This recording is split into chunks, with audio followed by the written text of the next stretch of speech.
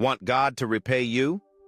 Most people ignore this one verse. Every dollar you spend on yourself is temporary, but every act of generosity towards someone in need is an investment in eternity. The Bible says, "Whoever is generous to the poor lends to the Lord, and he will repay him for his deed."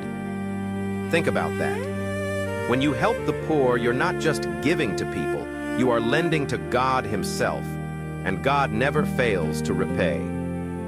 Your reward may come through unexpected provision, peace, protection, or eternal treasure in heaven. Don't let greed close your hand when God is calling you to open your heart. Your generosity today could become tomorrow's miracle. Proverbs 19:17. If you believe generosity changes lives like this video, share it with someone who needs this reminder and follow for more powerful biblical truths in under 60 seconds.